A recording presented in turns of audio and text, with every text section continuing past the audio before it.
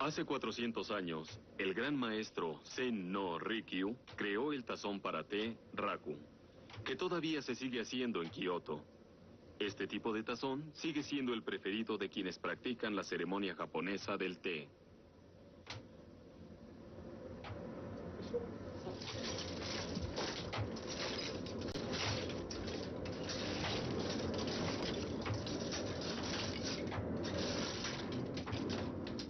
Aunque sus características originales permanecen vigentes, los artistas contemporáneos le han dado un toque moderno.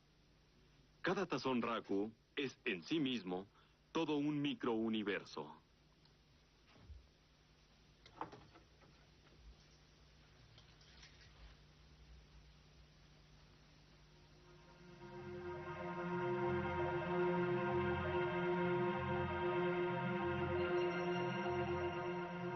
Este tazón, llamado el ocaso, es creación del ceramista del siglo XVI, Chojiro, y uno de los más famosos en el estilo Raku rojo.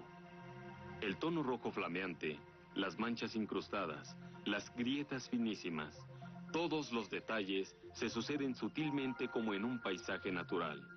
Por ello, los amantes de la ceremonia del té llaman paisaje a los colores y a la textura de la cara exterior del tazón. Para Shuichi Kato, un tazón de té tiene un profundo significado.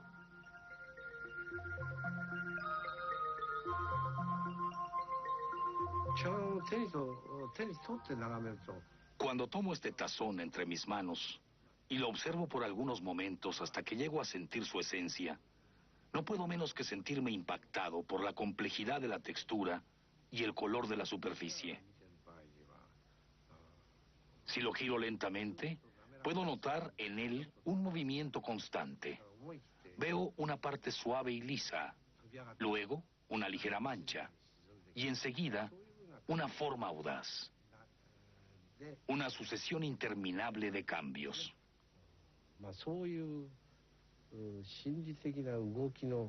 Este tazón de té contiene todas las características psicológicas de la naturaleza humana. Podemos captar con nuestros sentidos que se trata de una síntesis de todo lo bueno y lo malo que experimentamos en la vida. A medida que voy envejeciendo, me acerco al ocaso de mi vida, y por esta razón, el tazón me es muy significativo.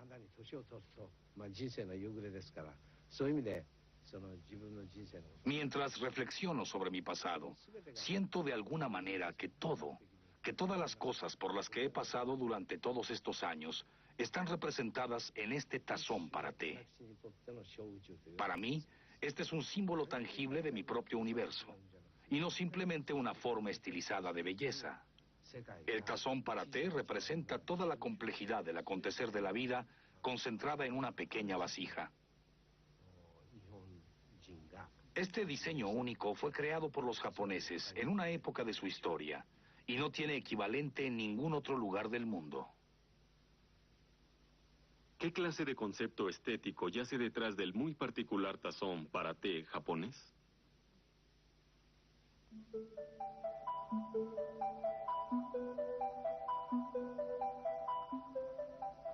La ceremonia del té se popularizó en Japón durante el período Muromachi, entre los siglos XIV y XVI, época en la que China era la gran productora de cerámica. La cerámica china data de 1500 años antes de Cristo, pero fue perfeccionada al punto de porcelana hacia el siglo III de nuestra era. En China, durante la dinastía Ming, de mediados del siglo XIV a mediados del siglo XVII, fueron producidas espléndidas piezas de porcelana en la ciudad de Jing de Shen. El motivo es pintado en azul sobre la superficie blanca, y el acabado se hace con colores brillantes. Los complejos diseños guardan una proporción perfecta, lo que representa el máximo atributo de la porcelana.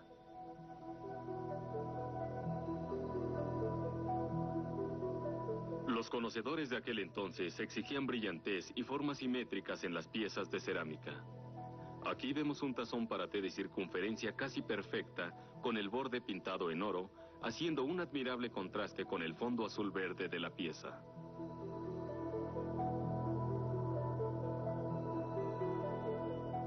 El matizado brillo de la cerámica Temoku es un verdadero arco iris de magnífico esplendor. La llamada cerámica de China era muy apreciada en Japón. Durante el período Muromachi, los participantes de una ceremonia de té no dejaban de comentar sobre el aspecto de las tonalidades del tazón.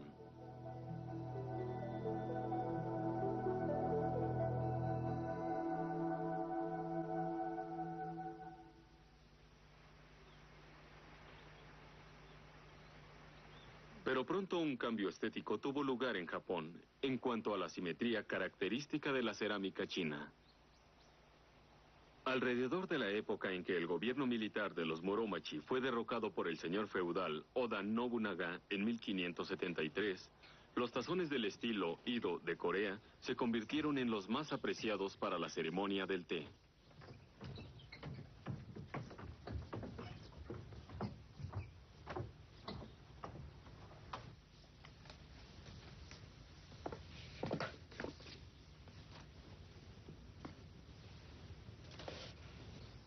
Este tazón de té llamado Kisaemon es uno de los mejores ejemplos del estilo Edo.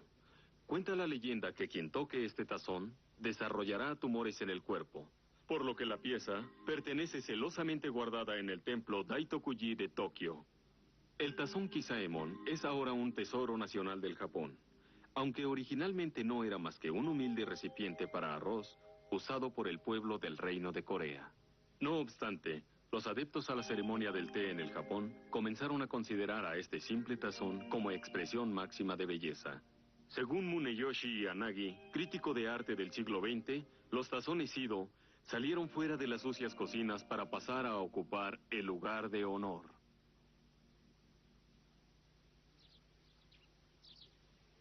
Así, la ceremonia del té adquirió su esencia y empezó a ser vista desde la perspectiva del wabi, una corriente filosófica idealista que rechazaba todo apego a las apariencias externas.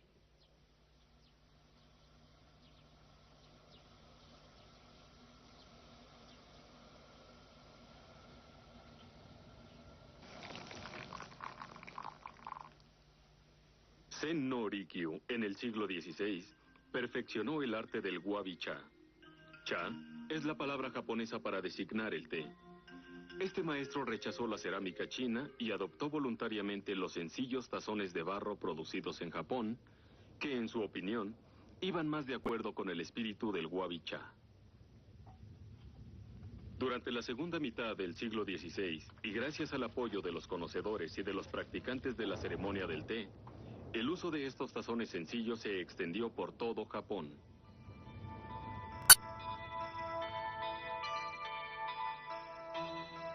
Muchos de los tazones eran toscos y de forma irregular, y carecían por completo de atractivo. Pero por lo mismo, cada persona podía apreciar en ellos cualidades diferentes, y por ende, su belleza resultó ser ilimitada.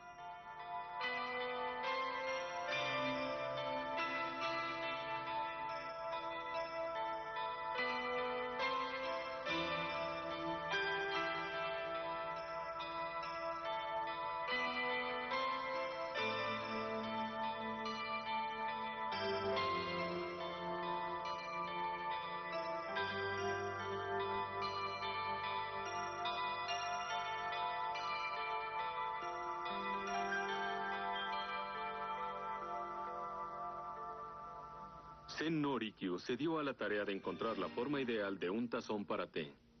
El resultado fue el tazón Raku, que sigue siendo producido actualmente para uso exclusivo de la ceremonia del té.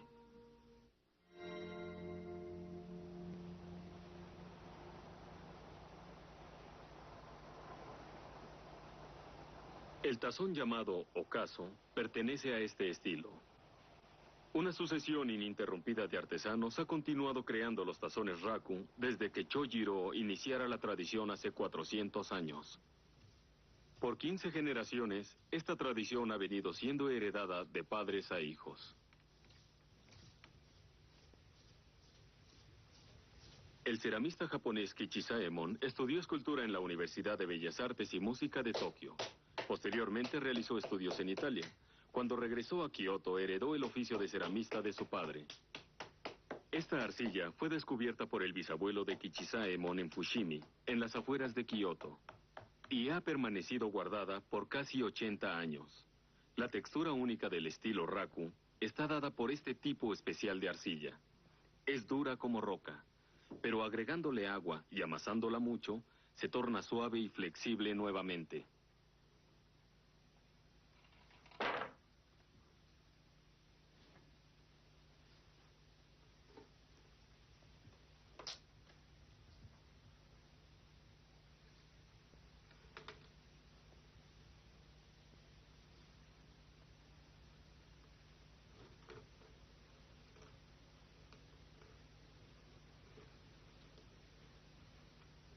Los tazones Raku no se hacen en el torno. Toman su forma directamente de las manos del ceramista. En el torno, la fuerza centrífuga haría que la arcilla se extendiera hacia afuera. Y en la elaboración de un tazón Raku, el ceramista empuja la arcilla hacia adentro. El cuenco formado por las manos se imprime en la arcilla y va moldeando el tazón.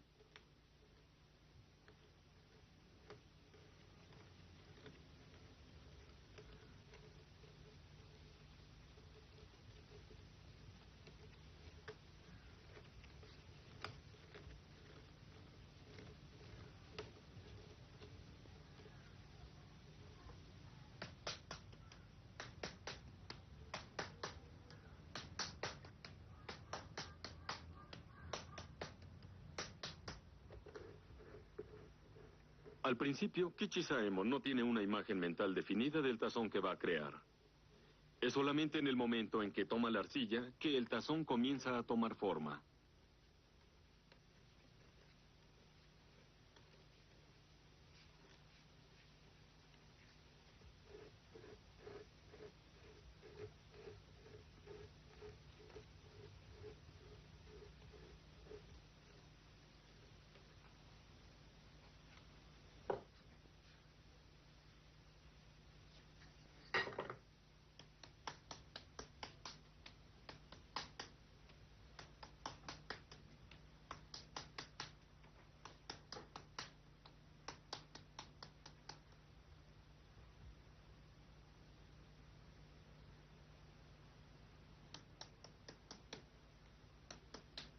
Hay una constante comunicación entre la arcilla y sus manos, mientras sus ojos observan atentamente. En esta acción está presente el espíritu de Zen no Rikyu, de la concentración total. Escuchemos al profesor Kato y a Kichisaemon.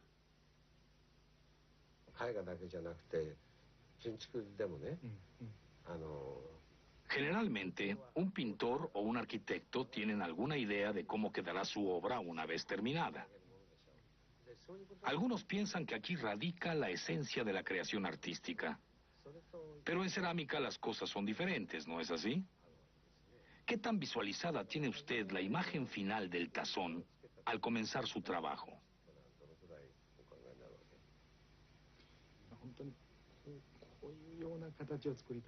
Bueno, tengo una idea acerca de que debe ser de una o de otra manera. Pero de hecho, descubro la forma del tazón a medida que lo voy trabajando.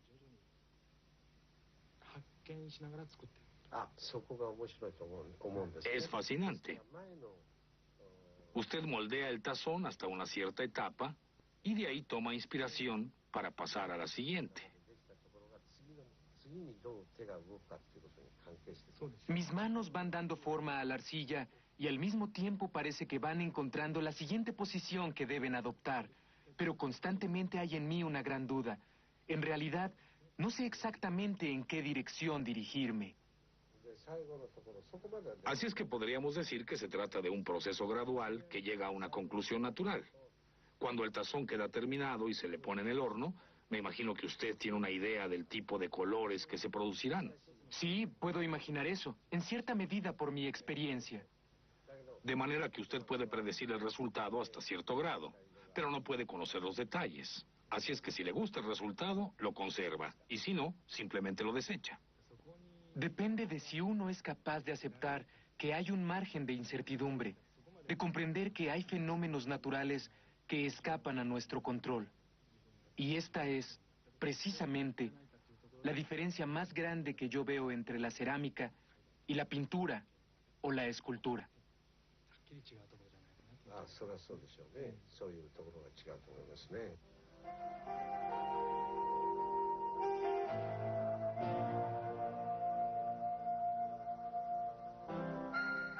La cerámica europea de calidad tuvo sus orígenes en la antigua Grecia. Escenas mitológicas, tanto como de la vida cotidiana, eran representadas sobre la roja arcilla de las vasijas. Fueron esas piezas las que inspiraron a Keats a escribir sobre una urna griega.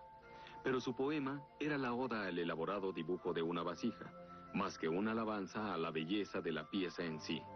Y es que en Europa, el énfasis se ponía en la decoración de las piezas de cerámica y no en la forma de las mismas.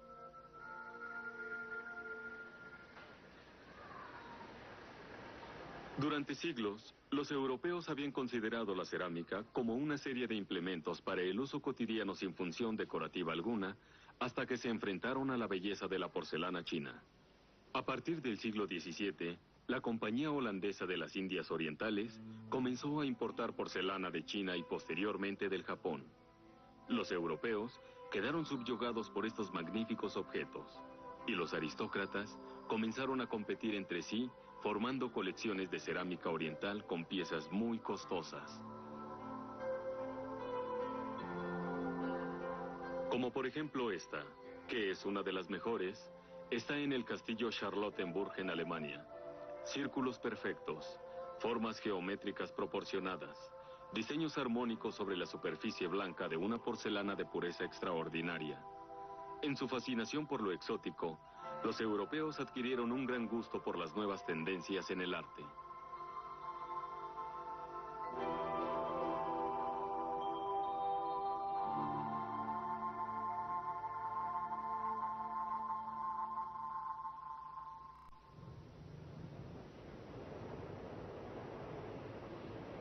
En Europa se desconocía la técnica para producir porcelana blanca hasta antes del siglo XVII.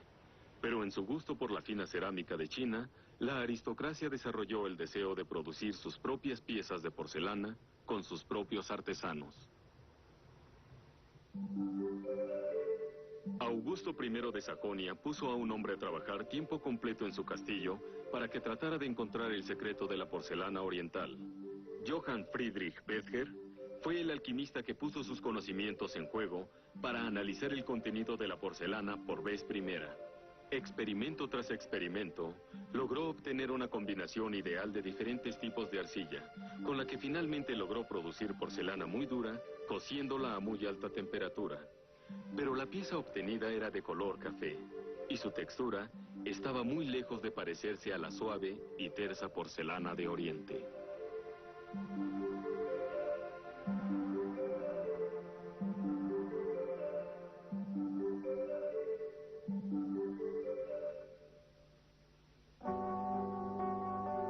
Los esfuerzos de Betger se vieron finalmente coronados por el éxito en 1709, cuando coció a 1300 grados una muestra hecha de caolín.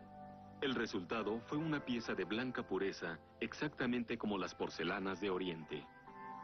La porcelana europea comenzó imitando las porcelanas china y japonesa, pero con el tiempo adquirió sus propias características.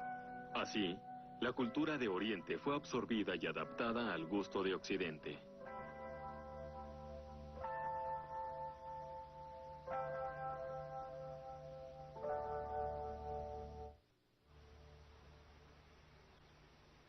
No obstante, en aquellos tiempos, los europeos no habían descubierto todavía el placer estético encerrado en la belleza particular de un simple tazón para té, de forma asimétrica y colores disparejos. El profesor Kato comenta: Los occidentales estaban acostumbrados a considerar los objetos de cerámica como enseres decorativos que podían ser usados a diario. Pero cuando vieron por primera vez la cerámica asiática, es decir, la porcelana china, quedaron sumamente impresionados por lo sofisticado de las técnicas orientales. La porcelana china y japonesa continuó influyendo en el gusto de los europeos a lo largo de los siglos XVII y XVIII. Pero en aquellos tiempos, nadie hubiera dado ninguna importancia a un simple tazón para té japonés. ¿Cuál era la razón de esto? No era que los europeos no apreciaran las técnicas empleadas, sino que se trataba de la apreciación estética de la ceremonia del té en sí misma, que los europeos no podían comprender. Para los europeos, una pieza de porcelana oriental de formas simétricas y profusa decoración era fácilmente aceptable, pero un austero tazón para té era una cosa diferente por completo. En cambio, los conocedores del chawan japonés lo apreciaban doblemente, por su complejidad y por el significado que encerraba. La ceremonia del té apareció en Japón durante los siglos XVI y XVII y representó la antítesis de todo lo sucedido anteriormente en el campo del arte. En mi opinión, se trató nada menos que de una revolución en el campo de la estética. Los utensilios empleados en la ceremonia del té nos ayudan a comprender los comentarios del crítico de arte del siglo XIX, Okakura Tenshin. La ceremonia del té es una manera de lograr algo significativo en esta vida, llena de tantos misterios.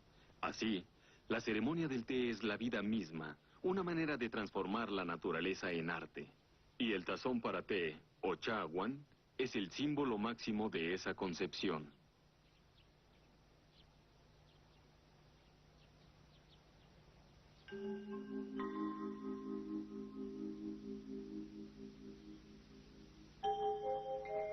La vida y la naturaleza se proyectan en el tazón para té.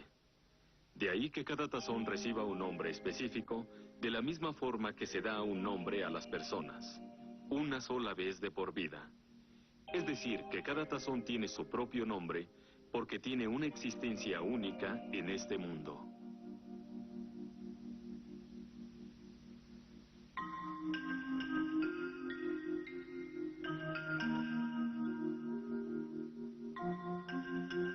Cada tazón para té tiene su propia personalidad.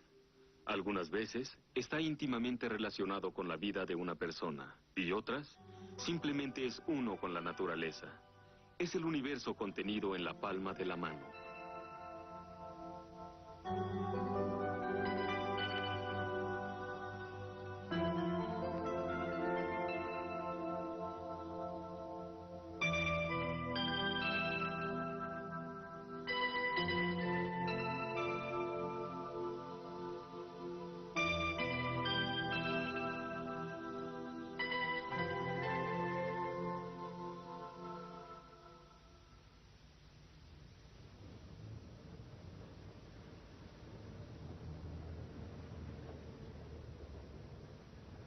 Kichisaemon comienza nuevamente a trabajar la arcilla.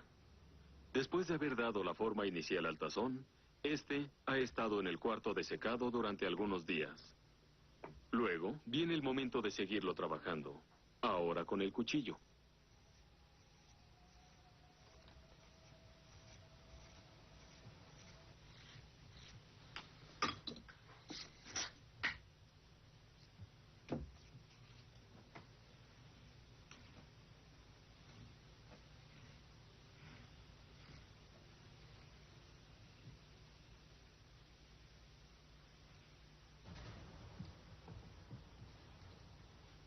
Una de las partes más importantes de un tazón es su base. Esta comienza a tomar forma en la gruesa arcilla con ayuda del cuchillo.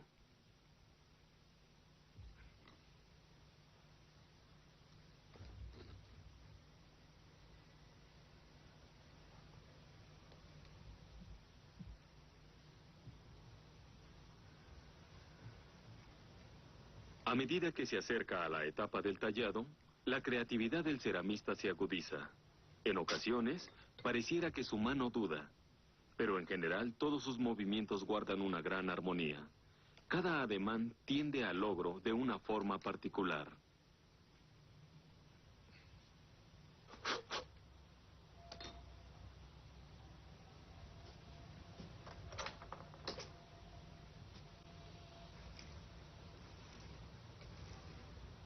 Apoyando el tazón a medio hacer sobre la mano curveada, con la otra, el ceramista esculpe con el cuchillo a golpes rectos y decididos. La suavidad de su mano se combina con la dureza de la herramienta.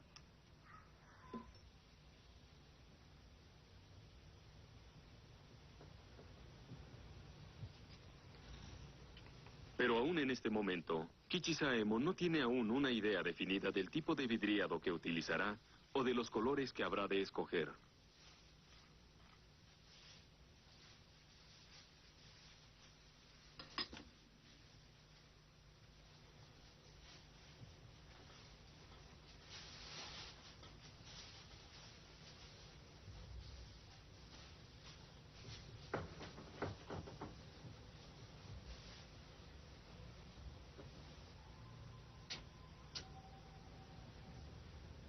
La forma final del tazón se decide haciendo el movimiento de tomar el té, es decir, por la forma natural en que las manos tomarán el tazón una vez terminado. Toques muy sutiles se hacen entonces para lograr el peso y el tamaño adecuados al sostenerlo. La textura se define al sentirlo con la boca.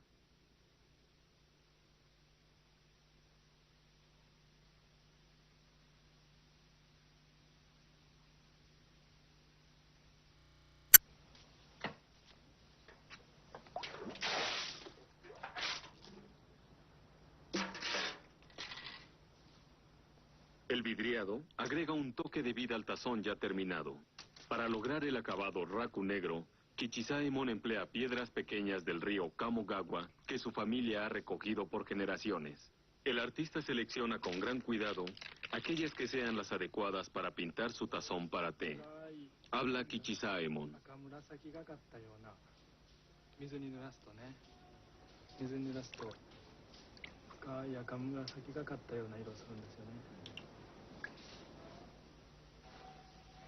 Esta piedra tiene un tono morado oscuro, pero cuando está mojada se ve morada rojiza. Como estas piedrecillas han sido recogidas durante generaciones por mis familiares, hay muchas. Y por eso tengo que buscar entre todas ellas para encontrar las que me sirven. Pero la naturaleza es extraña. Algunas veces utilizo una cierta piedra pensando que no se verá muy bien. Pero resulta que muchas veces esa piedrecilla luce extraordinariamente bien. Año con año he aprendido a conocer las características de cada piedrecilla y a elegir entre las que son diferentes.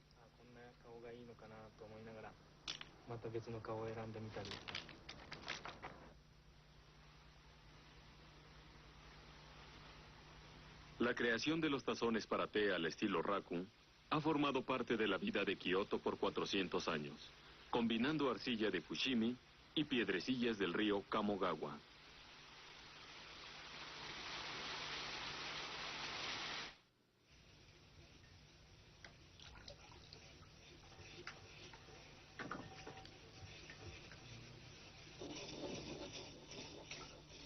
Las piedrecillas son quebradas, y solamente las mejores son reducidas a polvo muy fino. Kichisaemon y su esposa hacen la preparación para el vidriado a la manera de sus ancestros.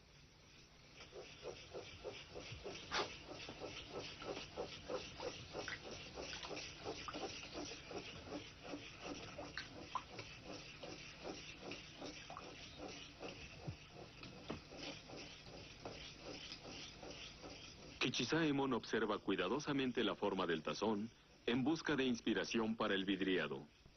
Cada capa del barniz es como el segmento de una conversación, y a cada frase que se añade, el tazón va tomando la cualidad de un todo integrado.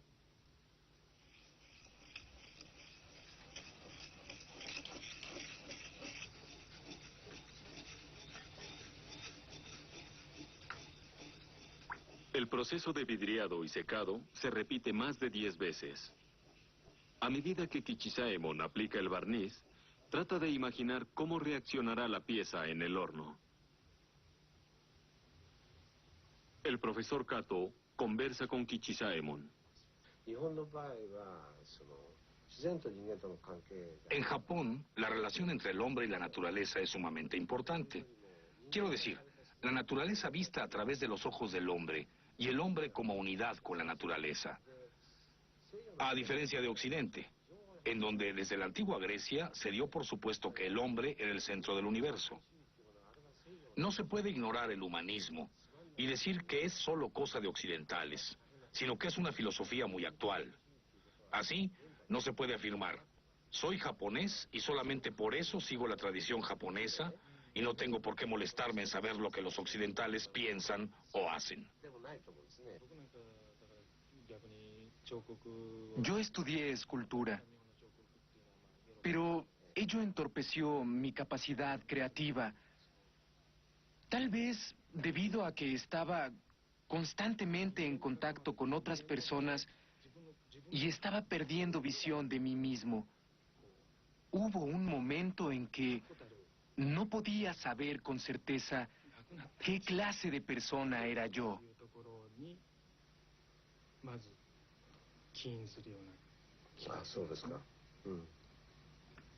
Así es que, en un análisis final, pude concluir que el todo está contenido en un fragmento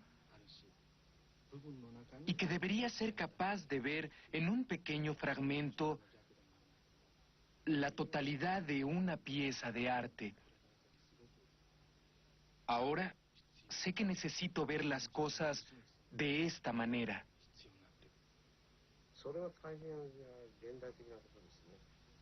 Esta actitud va más de acuerdo con nuestro tiempo. No es siempre posible tener una idea clara de nuestra propia identidad, descartar las coincidencias y suponer que la naturaleza y todo lo demás actuará conforme a nuestro deseo.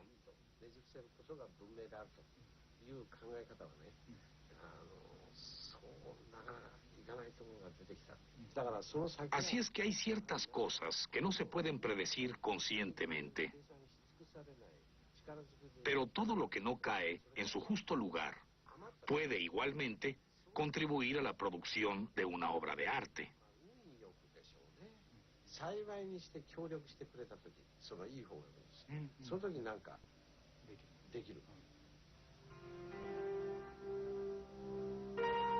En una época en que la confianza en la humanidad y la creencia en el trabajo artístico individual están olvidadas, algunos artistas siguen luchando a pesar de las dificultades para llevar el arte a otras dimensiones.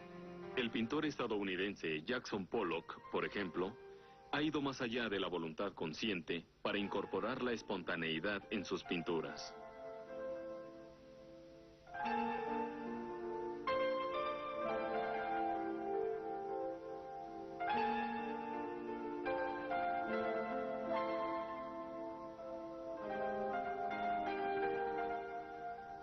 En sus obras la pintura salta prácticamente del pincel al lienzo. No se trata de un artista expresando su individualidad en un espacio limitado, sino que ahora él forma parte de un universo mucho más complejo. Hay un paralelo entre su trabajo y el Cha-Wan japonés.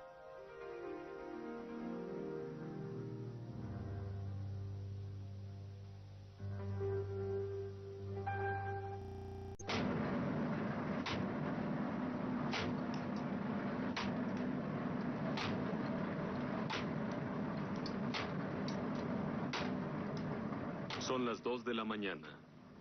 Kichisaemon ha hecho todo lo posible para hacer de este tazón una obra de arte. Ahora ha salido de sus manos y lo ha colocado en el horno.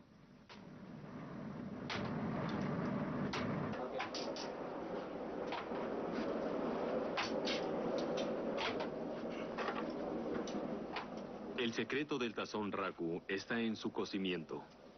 Solamente se coloca un tazón a la vez en el horno, teniendo sumo cuidado con el tiempo de calentamiento, porque de ello depende el vidriado de cada pieza.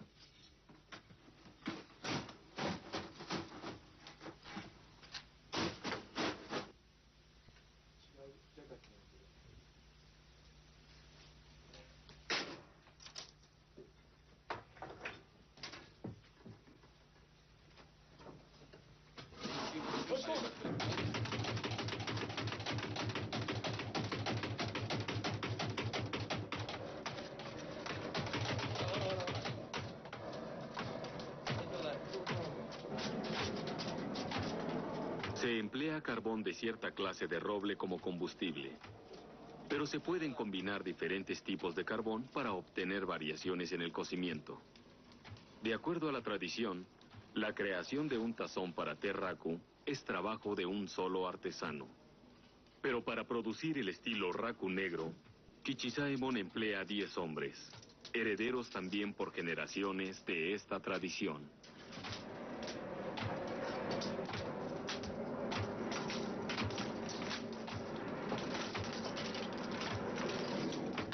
A pesar de su larga experiencia y cuidadosos preparativos, hay dos elementos que están fuera del control del artesano: el fuego y el aire.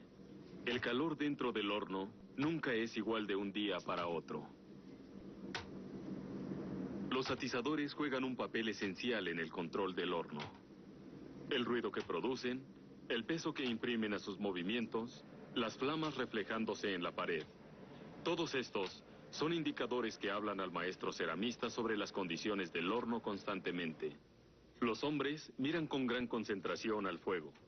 Sus experimentados oídos pueden distinguir hasta la más mínima variación del sonido del aire provocado por los atizadores. Tratan de obtener el mejor de los resultados a través de la conjunción de fuego, naturaleza y azar.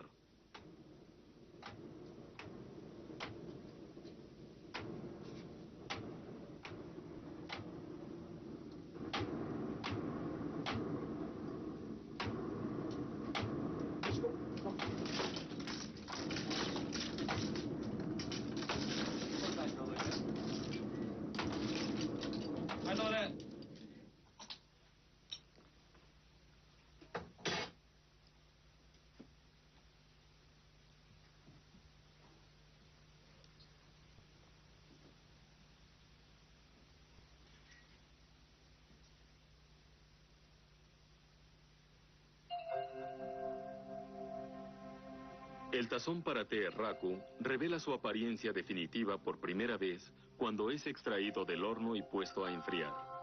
Cada trabajo tiene su propia textura, su propio color, lustre y balance. Todo ello forma un universo en sí mismo.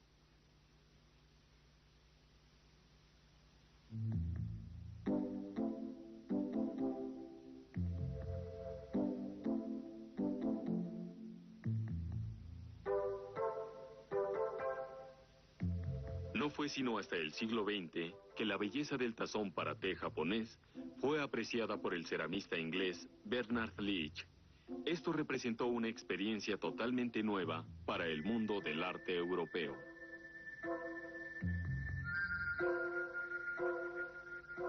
La serena belleza de un tazón para té japonés fue finalmente reconocida en todo el mundo.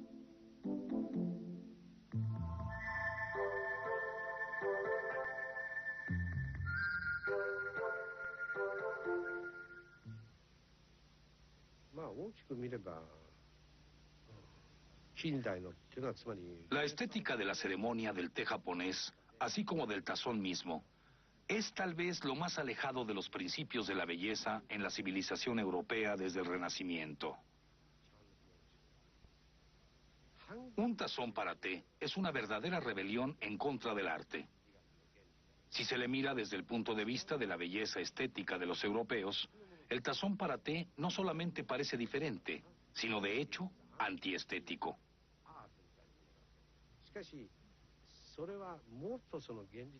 Pero si uno se toma el tiempo para observarlo con cuidado, estoy seguro de que entonces puede llegar a encajar dentro del arte. La razón simple de esto es que el tazón es hermoso. Un concepto de belleza que no lo considere así no puede ser universal. En cambio, si se considera el burdo tazón para té, toma sentido la historia del arte. Sin él, algo falta.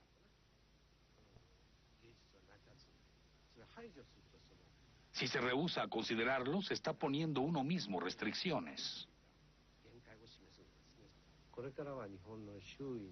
El tazón para té tiene admiradores ahora, no solamente en el Japón, sino en otras partes del mundo. Está comenzando a tener influencia en círculos más amplios y gradualmente se está convirtiendo en una pieza de arte universal.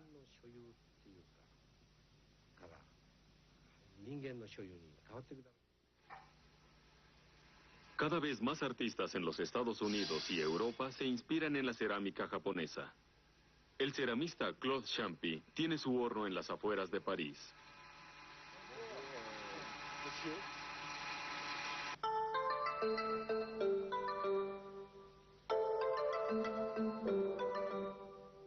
Él trata de dar a su obra una expresión particular.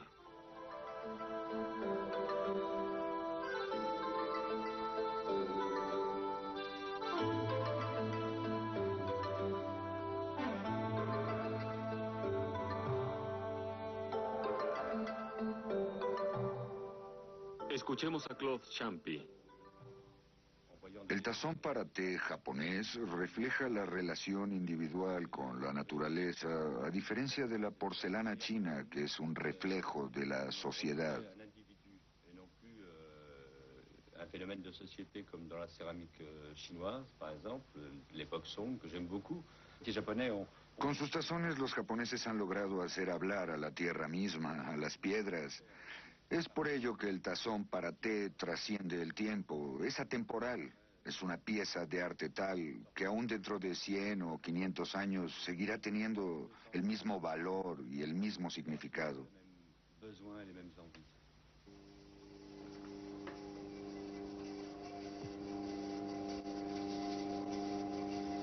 En el pasado, Europa quedó cautivada por la magnificencia y las proporciones perfectas de la porcelana oriental.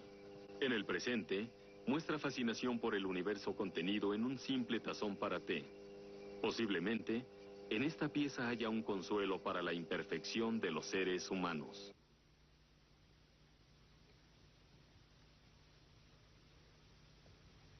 La familia de artesanos del estilo Raku ha mantenido sus secretos tradicionales de cocido y vidriado por generaciones. Mientras que cada nueva generación aprende el espíritu esencial de la ceremonia del té, cada ceramista produce su contribución individual a la técnica y a la expresión contenidas en cada tazón para té que sale de sus manos.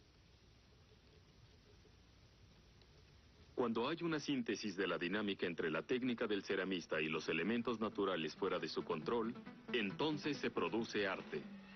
Para el artista creador de tazones para té, el reto es imperecedero.